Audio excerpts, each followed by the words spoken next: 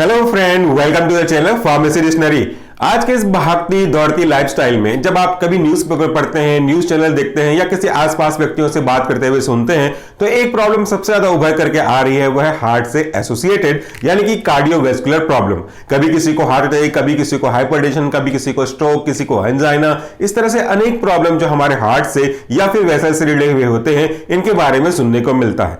क्या आप जानते हैं कि इनका बेसिक कारण क्या है? और डेफिनेटली अगर आप ये वीडियो सर्च करते हुए आए हैं तो आपको इस ड्रग के बारे में जानना है, लेकिन साथ में आपको इस वीडियो में उसके प्रॉब्लम के बारे में भी जानकारी मिल जाएगी। ये जो सारे प्रॉब्लम है उनके कारण तो अलग अलग व्यक्तियों में अलग अलग हो सकते हैं, लेकिन अगर कॉमन देखें कि सब में ऐसा क्या चीज है जो कॉमन रूप से पाया जाता है तो वह है लाइफस्टाइल।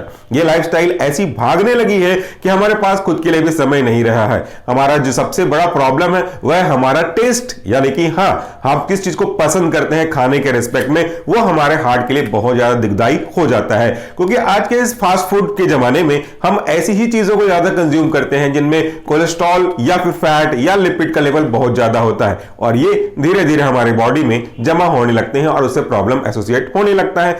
हमारी धमनियों में एक जो नली है जिसमें खून बहता है, इसमें ये जो फैट है धीरे धीरे जमने लगता है, इसे एथेरोमा कहते हैं, और इसी के जमने के प्रोसेस को एथेरोस्क्लेरोसिस कहते हैं। ये एक ऐसी प्रॉब्लम है जहां पे आपके ब्लड वेसल्स के डायमीटर यानी कि जो उसकी गोलाई है इसको छोटा सकरा करते जाता है, जिसके कारण से ब्लड का जो प्रेशर है वो बढ़ेगा, साथ में जो उसको पुश करने वाले ऑर्गन है हमारे हार्ट, इसमें भी एक अतिरिक्त दबाव पड़ेगा।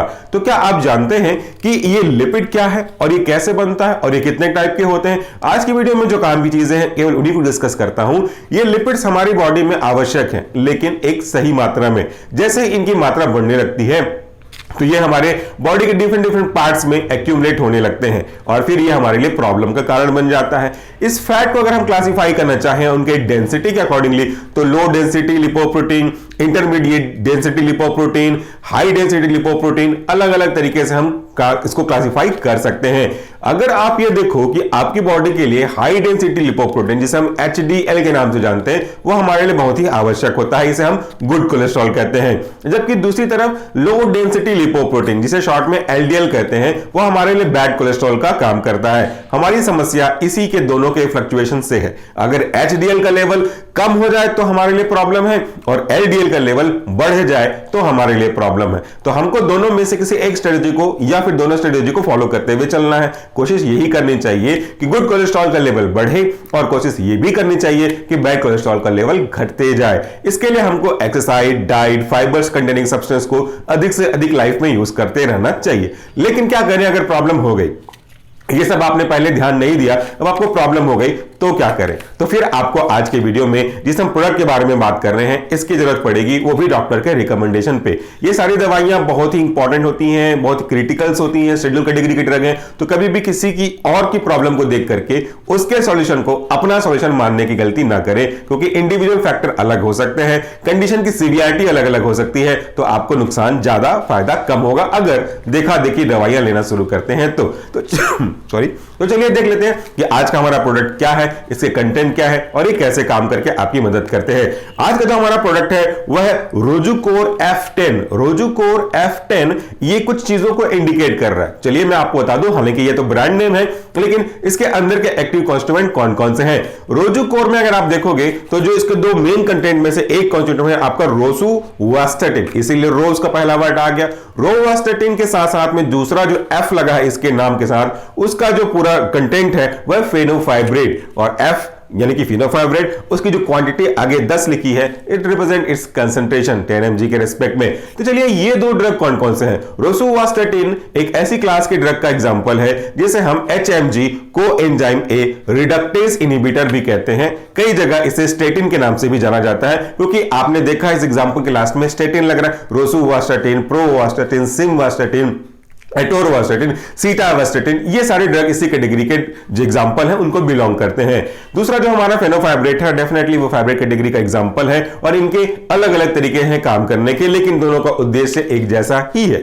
अगर आप पहले ड्रग के बारे में बात करें रोसुवास्टैटिन, तो ये हमारी बॉडी में जो बैड कोलेस्ट्रॉल है ना, LDL है, इनकी मात्रा को कम करने में पूरा फोकस करते रहते हैं, इनको पूरी तरह से कम करने की कोशिश करते हैं, लेकिन ये पूरी तरह से पॉसिबल है भी नहीं और होना भी नहीं चाहिए। तो उनकी अधिक लेवल को कम करके नॉर्मल लेवल पे लेकर के आना चाहते हैं। इसके लिए वो अलग अलग मैकेनिज्म फॉलो करते हैं, जिसमें उनका यूटिलाइजेशन, रिसेप्टर की संख्या का बढ़ा देना, ये सब चीजें इसमें इंक्लूड हो जाती हैं।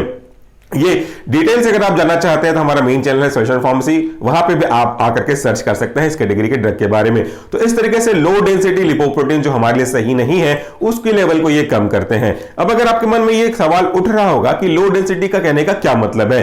डेंसिटी मतलब होता है घनत्व, यानी कि कोई चीजें कितनी पास पास है वो उतनी ही ज्यादा डेंस होगी, जो जितनी दूर दूर है वो उतनी ही कम डेंस होगी। सो अगर ये जो हमारे फैट के मॉलिक्यूल्स हैं वो अगर दूर दूर फैले होंगे तो वो ऑक्यूपाई भी जगह ज्यादा करेंगे, जिससे हमको प्रॉब्लम होगी। तो लो डेंसिटी हमारे लिए सही नहीं है, इनका कंजप्शन करवा देता है हमारा रोसुवास्टैटिन। दूसरा जो ड्रग है हमारा फेनोफैब्रेट, ये कोशिश करता है कि उन सारे फैक्टर्स को जो कि हमारे लिए सही नहीं है उनको घटाया जाए, जैसे आपका low density lipoprotein, total lipid, cholesterol, ये हमारे लिए सही नहीं है। इनके वॉल्यूम को कम करने की कोशिश करता है, जिससे हमारे बॉडी में इनका डिपोजिशन कम होने लगेंगे और इससे हमको काफी राहत मिलेगी। ये जो ड्रग है वो अलग अलग कंडीशन में आपको प्रिस्क्राइब किया जा सकता है, अलग अलग सिचुएशन को देखते हुए इंडिविजुअल बेसिस पे। अगर आपकी बॉडी में इन फैट्स का, बैड कोलेस्ट्रॉल का लेवल ज्यादा हो रहा है तो उससे आपकी आर्टरियां चोक ना हो जाए, इससे आपके हार्ट पे कोई एक्स्ट्रा प्रेशर ना आए, हार्ट अटैक की संभावना ना रहे, इसको कम करने के लिए ये दवाइयां आपको प्रिस्क्राइब की जाती हैं। तो आज के ड्रग में हमने बहुत सिंपल तरीके से बात किया, इनका डिटेल साइंटिफिक वर्जन ऑलरेडी हमारे चैनल पे अवेलेबल है, चाहे तो आप सॉल्यूशन फार्मेसी पे जाकर के सर्च कर सकते हैं।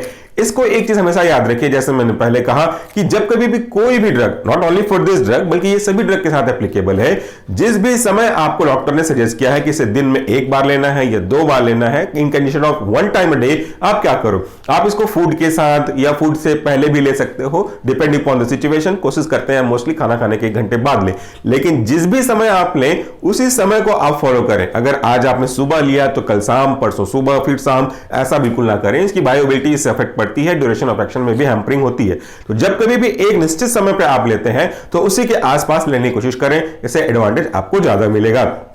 तो आज के वीडियो के लिए इतना ही। Thank you so much for watching this video. नमस्कार, टेक केयर।